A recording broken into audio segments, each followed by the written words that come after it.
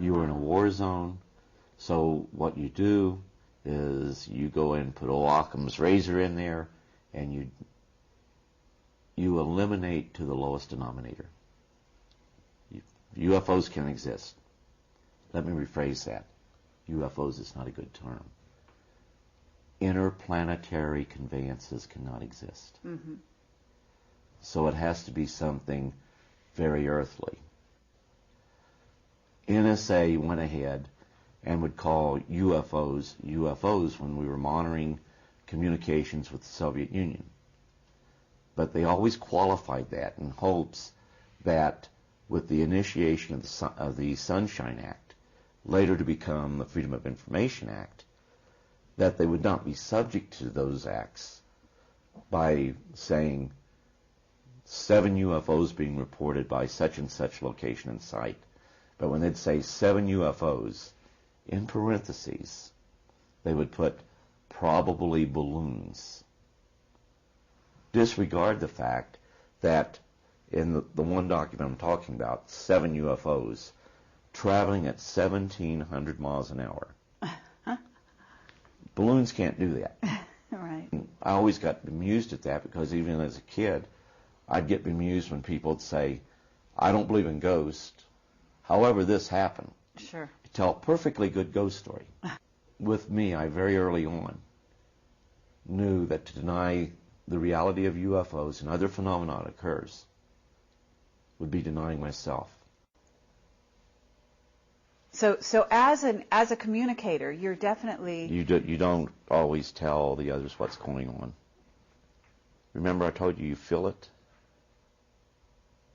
You feel, yes, you feel what they feel, and they feel what you feel. Mm-hmm. And so you don't always address it, because one of the things that you may feel like, if they're saying that they are a guest, if our military is saying, well, this is one of our guests, they're not treating that entity as a guest. And what's happening is that you are feeling what that entity is feeling. Uh-huh. And one situation, I even helped one of them escape, and that right there was not telling them everything that was being said. I'm curious, what went on when you dealt with that? Was it, first of all, what kind of an entity was it? And I understand that they're being held prisoner, but how was it that you were able, and in fact, Dan Bursch talks about the same thing. Well,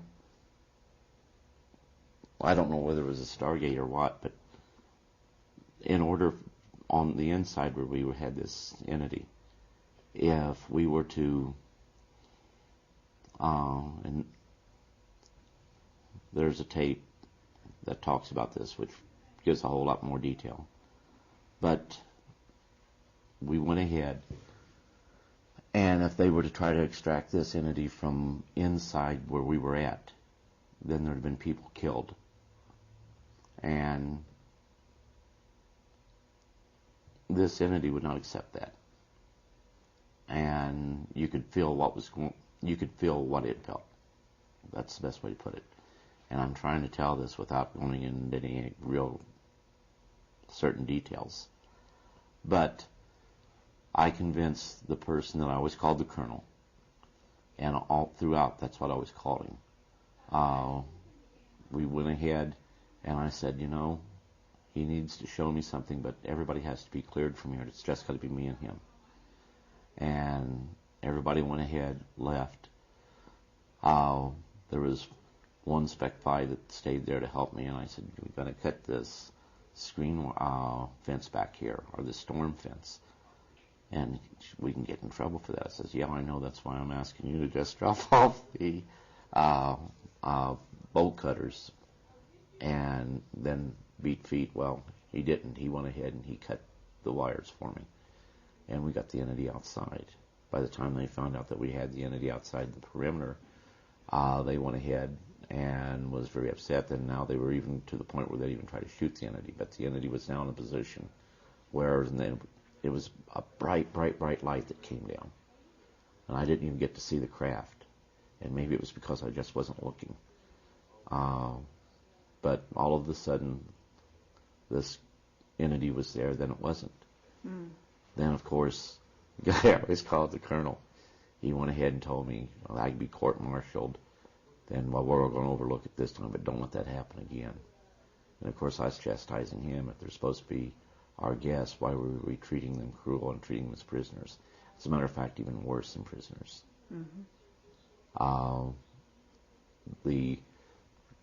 I've never seen either movie of the Manchurian Candidate.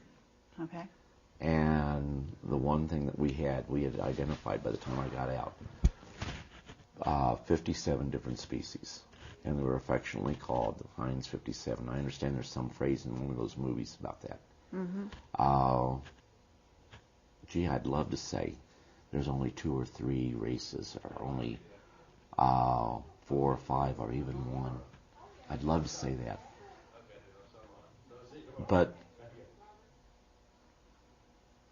with what I know, if I change anything that I do know, then it's not reality. It's just going ahead saying things that people want to hear. Well, why would you say you would want to say there was only 1 or 2? Oh, well, some people, we could find your story more believable if you could say. I see.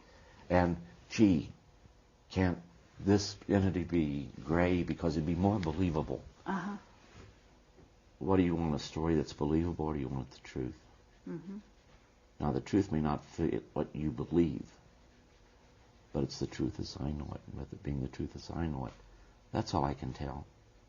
So have you ever, I'm going to assume they must photograph these beings, right? There's photographs. Okay. And what about you? Do you ever draw them? Do you have drawings of them? Yeah, I got some drawings. And have you distributed? No. Are you able, at liberty, to give them out at all, or show them? Some I have and some I haven't. And are you familiar with underground bases? And the technology that goes along with it. Okay. And so I'm going to assume you've been to underground bases yourself. Not by choice. Not by choice. That's believable. But have you also seen, say, reptilians, what's called, in the UFO community, subspecies reptilians? that we call reptilian, yes. And are you able to communicate with them telepathically? They can communicate with you. Okay. It's hard to explain. You can't keep secrets. Sure. And the other thing I'd remind everyone is the program is geared and set up to where you only know what you have a need to know. And a lot of times you know more than what you're supposed to know. But you don't know everything. Sure. And I reiterate, anybody that tells you that they know everything is a liar. It's not true. Do you have any special alien friends that have remained with you throughout, that are with you today, communicating? I mentioned one. I'm sorry? I mentioned one. One. Okay, that would be Corona? Correct. Okay. And Corona is, do you know what planet he's from? Mm-mm. You don't? Okay. I know it's about 100 light years away from here because I always use that as an example. Okay. Real time, from the time they leave, and there's a little nice thing about that, from the time they leave their home planet, which is in a star system about 100 light years from planet Earth, in real-time travel, it's an hour and 40 minutes. That's from marvelous. the time they leave and arrive here. What kind of craft do they use? Do they teleport through space, or do they actually take a craft? Because not all of them. No, it's a craft. If it's a craft. Yeah, they're really traveling. Okay. But it's through a traversable, what we call a traversable wormhole.